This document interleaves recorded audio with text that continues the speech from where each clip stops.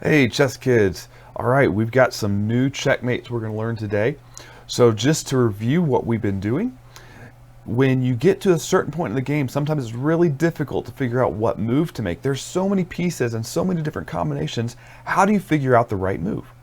Well, one way to help is to know some checkmate patterns. You see, there are two different kinds of moves. There are positional moves, which are just there to improve your position, to make your pieces safe, to make them stronger. And there are tactical moves. Tactical moves are the ones that lead to a gain of material, like forks and pins, or revealed attacks, or they're moves that lead to checkmate or threaten checkmate, which might give you an advantage where you can gain material or win the game. And, you know, most of y'all probably know some of the most basic checkmates like back rank mate, the lawnmower mate, and the kiss of death mate. And over the past few videos, we've learned a few new mates. Like we learned the opera mate, where the bishop protects the rook against the king on the edge of the board. We also learned the swallowtail mate, where the queen is able to checkmate the king in the middle of the board as long as the corners are blocked by his own pieces. And something very similar to the swallowtail mate was the dovetail mate, which is basically like the swallowtail mate kind of rotated a little bit, and the swallowtail mate was like the opera mate just moved off the edge of the board a little bit. So this time we're going to learn some new mates that involve the long diagonal bishop. So there's one diagonal, or two diagonals on the board that stretch the entire length of the board. And there's some neat checkmates that can happen when you put your bishop on those long diagonals. And so we're going to learn the Diagnoal Corridor Mate, which doesn't really happen a lot in the games, but it helps you understand the next couple of mates, like Morphy's mate and Pillsbury's mate. Okay, so let's go take a look at the corridor mate. Okay, a corridor means that there's a channel. There's only one way through, kind of like a tunnel is a corridor through a mountain or under a body of water. And so there's really only one way through. And so if we look at this king, there's a corridor. There's only one direction it can move, and it's to that square right there. So all we have to do is attack the queen and attack the king and that square at once, which we can do by taking this bishop and moving it along the corridor. Okay, now this doesn't happen very often because it only works with a bishop and a pawn, right? Because if I had a knight here, I could move the knight to block it and then the king gets out. If I had a rook or a queen, I could move the rook or queen over to block it and the king gets out. But as long as this is a bishop and a pawn, the corridor mate works. Now, like I said though, it's not really common that you're going to have your opponent stick his king all the way in the corner and trap him in like this. A lot of times, you might have the king in the corner with the pawn, but not the bishop. So we need something to block off this file to hold the king in the corner. So something like a rook or a queen. Okay? And this is what's called Morphy's mate, where instead of having a bishop here, we have a rook preventing the king's escape along this entire file. So still, we only need to attack the king. We could do this with a knight, that has a different name, but we're looking at long diagonal bishop mates. And so the bishop moving to right here is now checkmate. The king can't move here because of the rooks, and now the bishop has attacked the diagonal. Okay, so let's see how that might show up in a game. So here's a game that was played, and hopefully you see we've got a bishop on the long diagonal. The problem is we've got a pawn right here. But the player with white pieces had castled the king, like you're supposed to do, managed to push the pawn up to f4 and maneuver his rook around to g3, right? So you can imagine the pawn was back on f2 and the rook was back on f1 earlier in the game. But now the pawn has moved up to here and the rook has moved to g3. All right, so maybe black brought the queen over thinking, okay, I can start threatening this pawn if the rook ever moves and try to fork the rook and the king. But black's just not going to have time.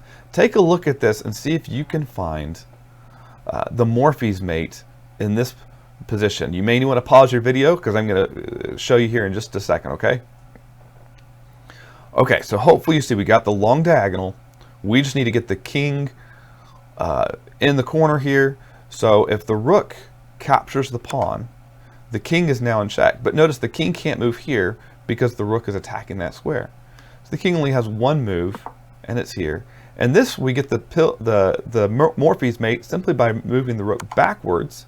And then we have the bishop delivering check along the diagonal, and the rook blocking off the escape. Okay, it's not checkmate yet, is it?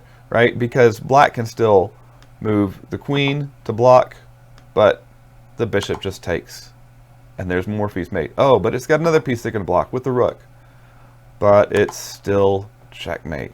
So you see, there's nothing that black could have done to stop this checkmate. Even if the queen had blocked by coming over to e5 instead, it still wouldn't have stopped checkmate using Morphy's mate. Alright, so we've seen how Morphy's mate is like that long corridor mate, but we use the rook to block off the g8 square. Or if we were doing this the other way, it would be the b8 square. Okay, so this one is what's called the Pillsbury mate. It's, again, we're going to use the bishop on the long diagonal. But the idea is this time, instead of using the bishop to check, the bishop is blocking off these two squares. Now remember, over here, we had the rook blocking off these two squares. But now we're going to move the king over and have his other side blocked off by the other pieces involved with castling. So you can imagine at one point there was a pawn sitting in front of the king here. But now the bishop's blocking off the diagonal. All we have to do is attack the king. So we take the rook over, and now with the bishop blocking off, and now the rook applying check all the way down the line, and now we have checkmate. Okay, so let me show you another position. This happened in a game back in 2006. See if you can spot the idea here for a Pillsbury mate. Okay, so first let me show you what the move was. White captures the knight. Okay, now if you look at the board, notice, doesn't that just hang the white queen? Is the white queen really hanging? What do you think white's idea is here? There's actually several different lines that can happen. But see if you can spot why this is okay for white to capture this knight. All right, you may want to pause and see if you can work through some of the ideas, and then I'll show you what happens next. Okay, so in the game, what was played was black did take the hanging white queen. Okay, but that allows the bishop to come over here and check the black king. The black king moves over. The bishop moves back, continuing to block off the diagonal, and this allows the rook to deliver check. The black queen can come in and try to block, but once the rook captures the queen, it's game over. Pillsbury mate. Okay, there were some other options. Black did not have to capture the queen. But if black did anything else, like capture the pawn with the queen and just lose the queen to a pawn, it's going to be an easy win for white. Another idea would have been for black to capture the bishop. Let's go back and take a look at some of these possibilities. All right, let's come to this position right here. If black captures the bishop, giving the black king an escape square, then the queen just comes up and is threatening checkmate right here. You may be able to open it up with this, but that's still not going to do much, because once the white queen comes over here, again, everything is blocked off. You can block with the rook once, check, block with the rook again, and now we have a kiss of death mate. So it didn't matter how black tried to defend this, black was going to get checkmated. Just happened that the way he did get checkmated was the Pillsbury mate, where we had